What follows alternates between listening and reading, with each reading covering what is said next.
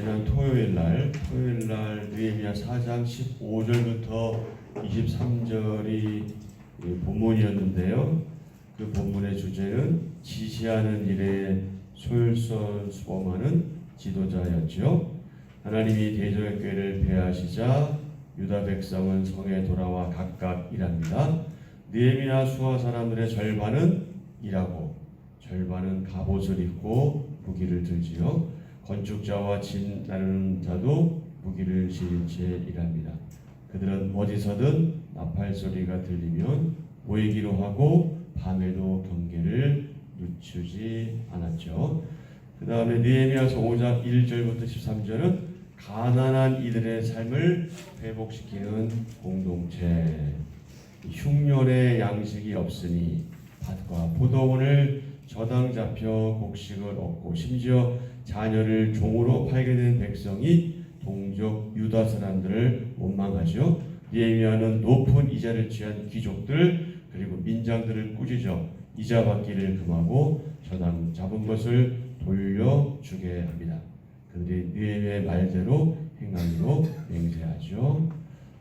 어제 5장 14절부터 19절 내용은 주제는 백성을 배려하며 물질로 헌신하는 지도자.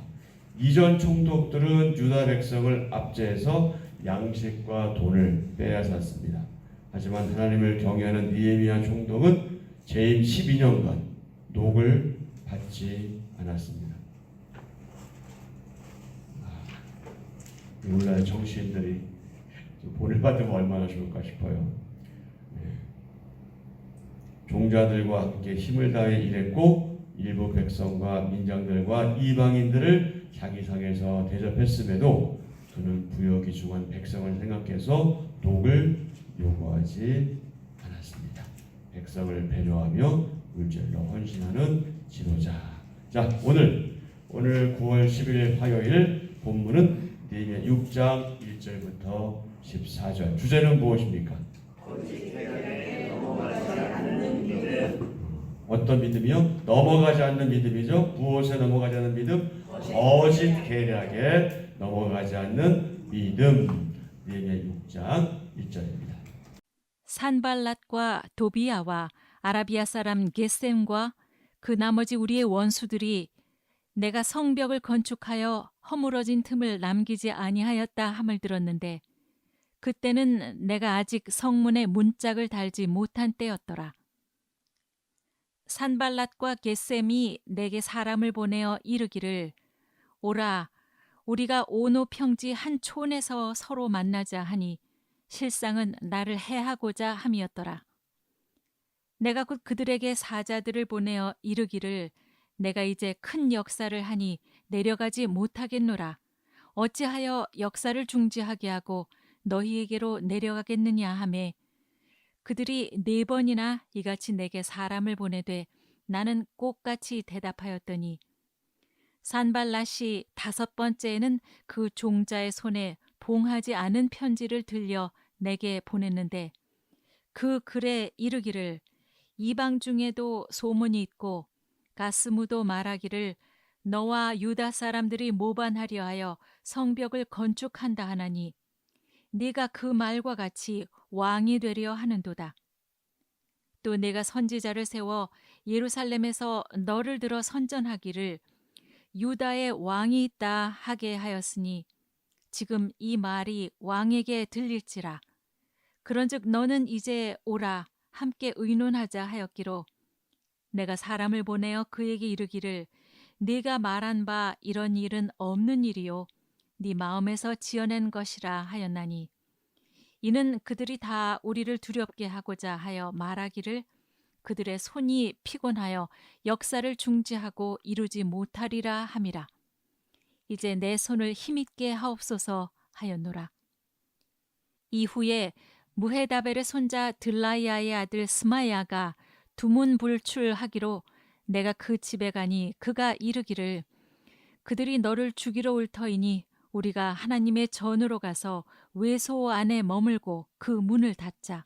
저들이 반드시 밤에 와서 너를 죽이리라 하기로 내가 이르기를 나 같은 자가 어찌 도망하며 나 같은 몸이면 누가 외소에 들어가서 생명을 보존하겠느냐?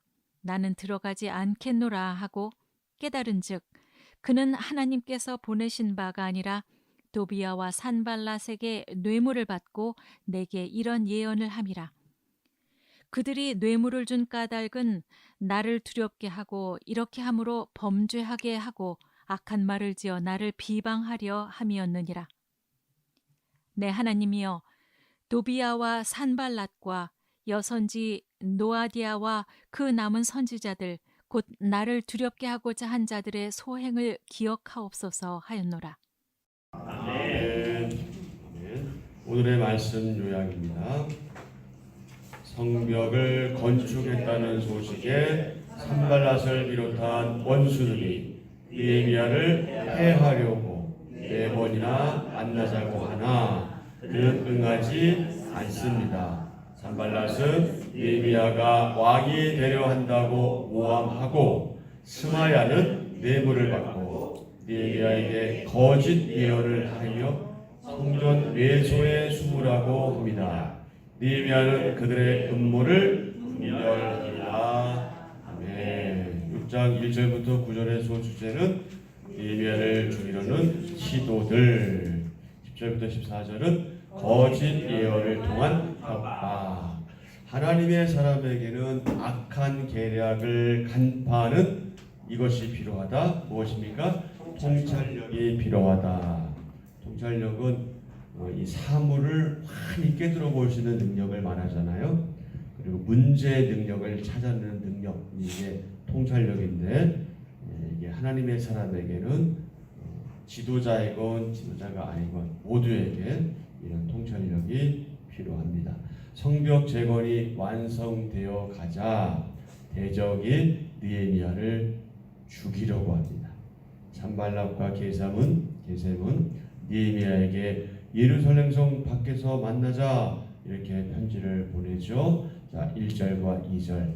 산발랏과 도비아가 아라비아 사람 게셈과 그 나머지 우리의 원수들이 내가 성벽을 건축하여 허물어진 틈을 남기지 아니하였다 함을 들었는데 그때는 내가 아직 성문의 문짝을 달지 못한 때였더라. 거의 완성돼가는 시기인 거죠. 산발랏과 게셈이 내게 사람을 보내서 뭐라고 말하는 거예요? 오라, 우리가 오너 평지 한 촌에서 서로 만나자 이렇게 말하는 거예요. 근데 그 숨은 뜻은 뭐예요? 느헤미야를 해하고자 죽이려고 하는 거였죠.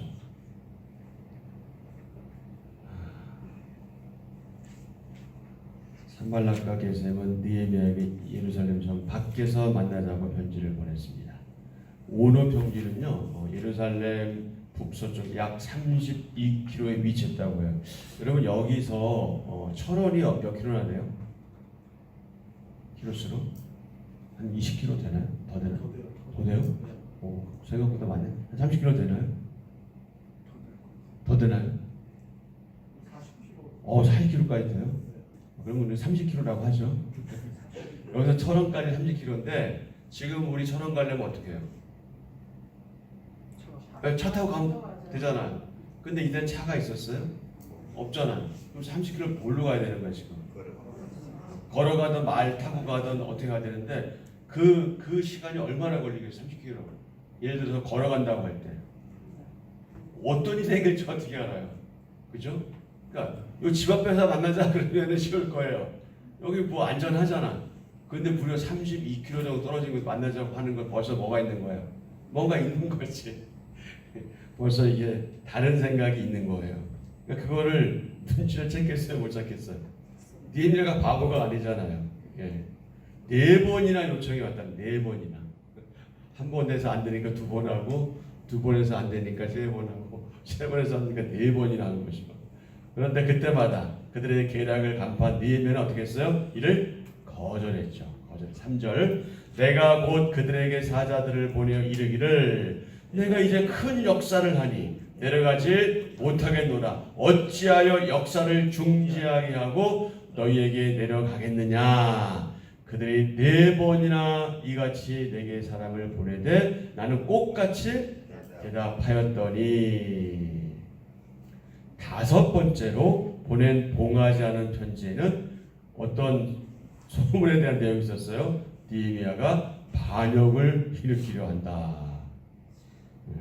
자, 5절부터 보시죠.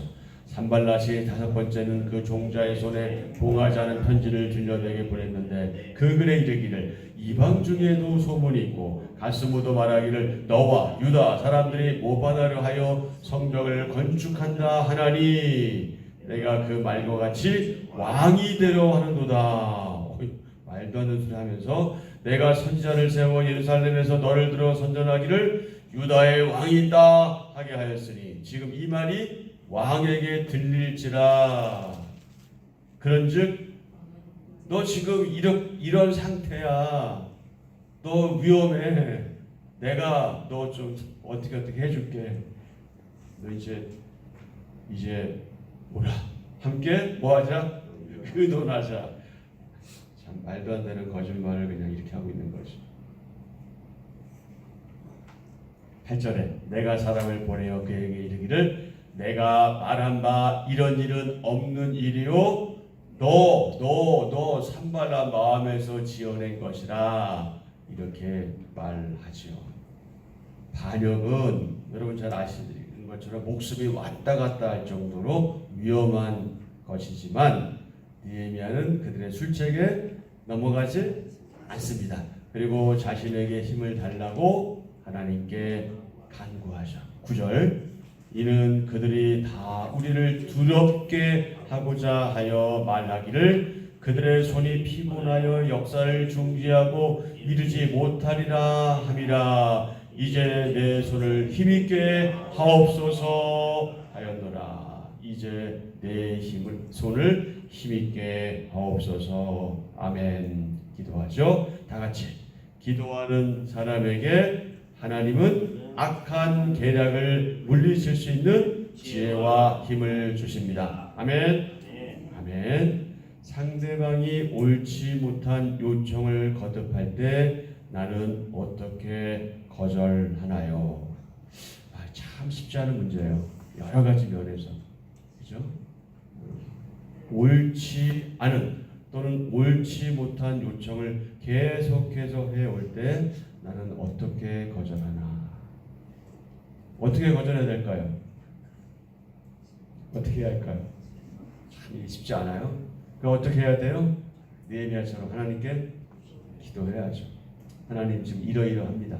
어찌해야 될까요? 지혜를 주시옵소서. 힘을 주시옵소서. 그러면 주실 거다. 우리 그 믿음으로 나아갑니다. 자, 두 번째 10절부터 14절 거짓 예언을 통한 협박. 어디서 협박이야? 협박. 하나님의 사람에게는 거짓된 정보를 분별하는 뭐가 필요하다? 지혜가 필요하다. 산발락과 도비아는 예루살렘 안에서 느헤미야를 해치려는 계획을 세우죠. 그들에게 매수된 스마야는 느헤미야에게 자객이 주기로 올 곳이니 성소로 들어가서 숨자고 그렇게 거짓말을 하죠. 자, 10절 이후에 무헤다벨의 손자 들라야의 아들 스마야가 드문 불출하기로 이게 가만히 나오질 않네. 그래서 내가 그 집에 가니 그가 뭐라고 말해요? 그들이 너를 죽이러 올 터이니 우리가 하나님의 전으로 가서 외소 안에 머물고 그 문을 닫자. 저들이 반드시 밤에 와서 너를 죽이리라 하기로. 여러분 여기서 뭐가 나오냐면 외소 안이 나오죠. 외소는 일반 백성이 들어갈 수 없는 장소를 말해요. 일반 백성은 들어갈 수 없는 장소. 누구만 들어갈 수 있는 장소? 제사장만 들어갈 수 있는 장소. 성별된 곳이었어요. 성별된 곳. 그러니까 지금 뭐 하는 거예요 지금? 그 계속 나오죠. 그의 말에는 율법을 어기게 만들려는 함정이 있다. 제사장들만 출입하는 성소에 총독 느헤미야가 들어가 숨는다면 어떤 오명을 얻을 수 있다? 저 지한 목숨 지키려고 율법을 어겨 이런 오명을 얻을 수 있고 또 그동안에 쌓은 명성과 지도력을 잃게 될 거다. 죽음의 위협을 느끼는 상황에서도 느헤미야는 어떤 선택을 합니까? 율법을 지키는 선택을 해요. 다시 말해서 말씀을 지키려는 선택을 합니다. 죽음의 위협을 느끼는 상황에서도. 자, 11절. 내가 이르기를 나 같은 자가 어찌 도망하며 나 같은 몸이면 누가 외소에 들어가서 생명을 보존하겠느냐. 나는 들어가지 않겠노라 하고. 자, 그 다음에 깨달은즉 그는 하나님께서 보내신 바가 아니라 도비야와 산발랏에게 뭘 받고? 뇌물을 받고 내게 이런 예언을 함이라. 깨달은즉 그는 하나님께서 보내신 바가 아니라 뇌물을 받고 내게 이런 예언을 함이라. 참과 거짓을 분별하는 것이 지혜이고 통찰력입니다. 근데 어리석은 자들은 어떻습니까? 허탄한 말, 거짓말 이런 것에 쉽게 넘어가죠. 그러니까 오늘날도 그래요. 오늘날도 뭐 예언한다, 기도해준다 이런 사람에게 가서 속아 넘어가는 우리 하나님의 사람들이 너무나 많아. 여러분 예언은 끝났어요. 예언은 여기 완성됐어요. 더 이상의 예언은 없어요. 자꾸 예언해준다, 미래를 보여준다. 이게 점치는 것이 이게 무슨 예언이에요. 기도해준다. 제가 전에 섬겼던 교회 가운데 정말 신실한 권사님이 있었어요. 정말 신실한 권사님이 계셨는데 제가 떠나온 이후로 소식을 들었는데 그분이 기도하러 다닌대요. 근데 기도하러 다니는 게 나쁜 일 아니잖아요. 기도해주는 게 뭐가 나빠. 그런데 요걸 받고 한다는 거예요. 그거 아니다. 기도해주는 왜 돈을 받고 해. 그냥 해야지. 물론 기도 받는 편도 그렇지만 그분이 정말 너무 그 은혜에 감사해서 정말 뭐 그것까지는 얘기할 건 없어요. 그런데 내가 요구한다. 이건 있을 수 없는 거거든요. 그러니까 여러분 그분이 아무리 신령하다 해도 돈을 요구한다면 그건 신령한 거 아니에요. 그건 잘못된 거야. 아무리 그 기도가 효용을 준다고 해도 그거는 일반 무당과 다르지 않아요. 점치는 것과 다르지 않습니다. 하나님 말씀은 결코 그렇게 말씀하고 있지 않아요. 그래서 여러분 지혜가 필요하고 분별이 필요해요. 아무한테나 가서 기도받고 아무한테나 가서 예언받고 아무한테나 가서 안수 받으시면 안 돼요. 기도원도 그래서 분별해서 가셔야 해요. 그냥 무조건 내 마음 가운데 막 흡족하면 그냥 좋은 게 아니란 말이죠. 그러니까 말씀이 없으면 이런 현상이 일어날 수밖에 없어요. 왜? 말씀보다 보이는 게 크니까. 굉장히 주의하셔야 됩니다. 그리고 이런 것들이 거짓말이 한마디로 거짓말인데 우리가 자꾸 거짓에 속아요. 누구처럼? 하와처럼. 먹지 말라고 하시더냐 그랬더니 막 이상한 얘기를 하나님이 하지 않으신 말씀을 막 보태잖아요. 하나님은 그냥 먹지 말라고 하시 누가 보지 말라고 그랬어. 이렇게 자꾸 이런 현상들이 일어나거든요. 느헤미야를 향한 도전은 안팎에서 일어났죠. 이 대적들은 전략적으로 그를 공격해 들어왔죠. 느헤미야의 의도를 왜곡하고 그들을 혼란스럽게 만들고 그래서 그 내부 결석이 해이해지고 스스로 어떻게 되도록 무너지게끔 그렇게 조장했잖아요.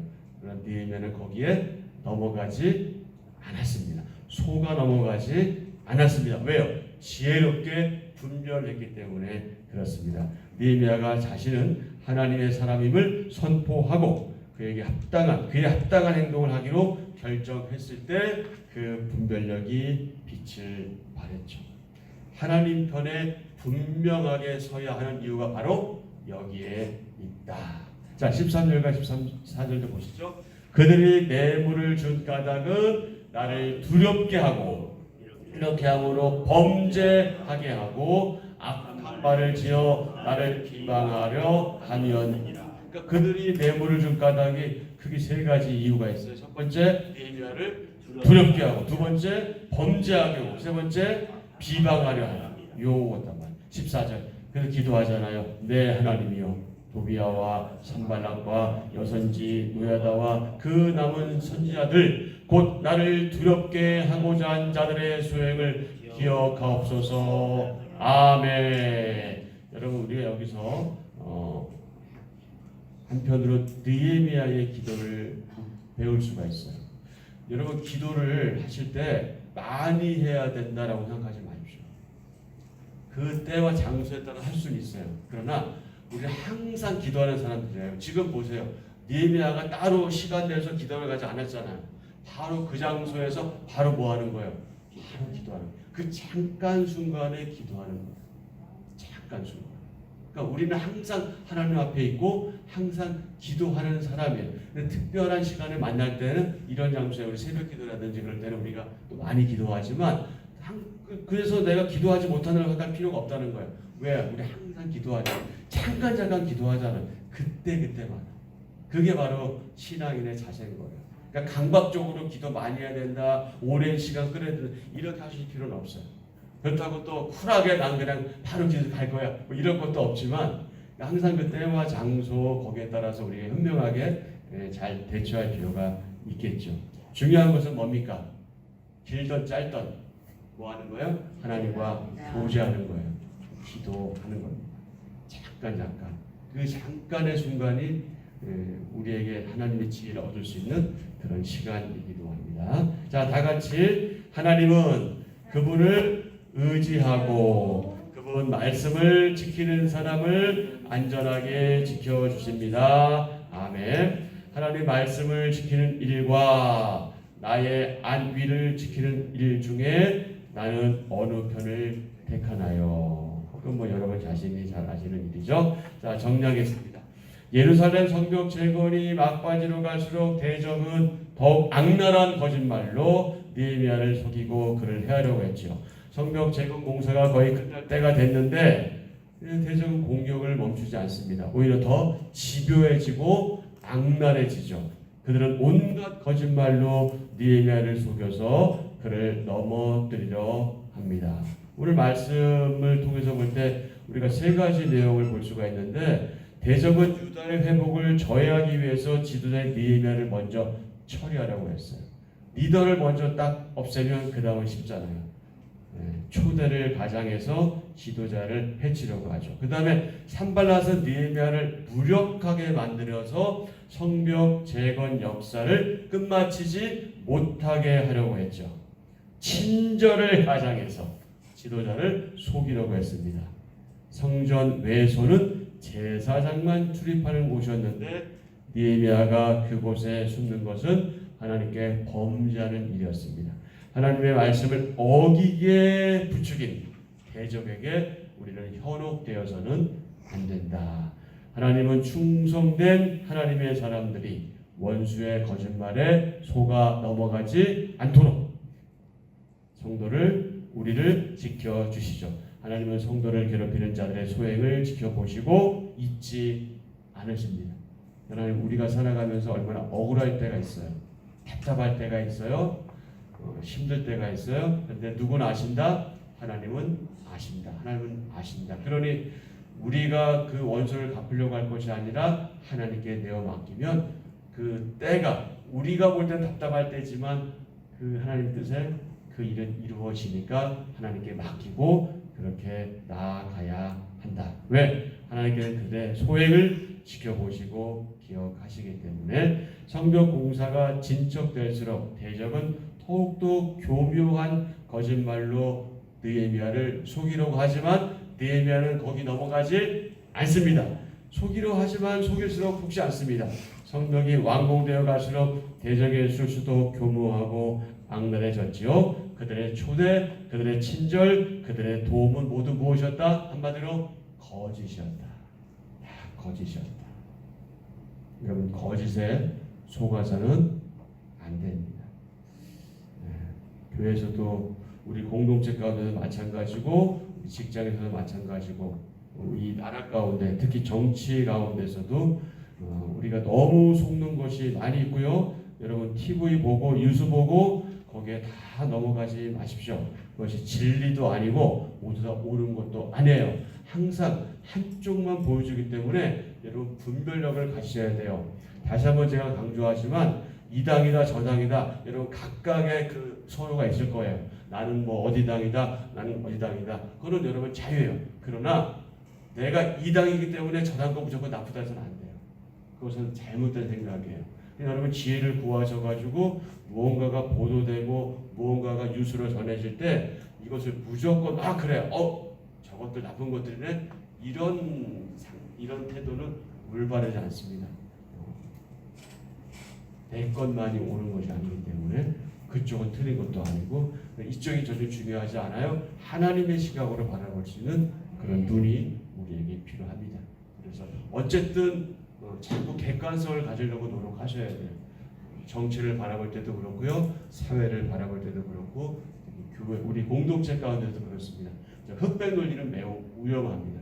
굉장히 위험한 것이고 하나님께서 원하시는 것, 하나님께서 우리를 향하신 뜻이 무엇인가를 늘 생각하면서 그런 것들을 바라보면서 생각하고 묵상하고 지혜를 구하고 그런 삶이 우리에게 필요하다.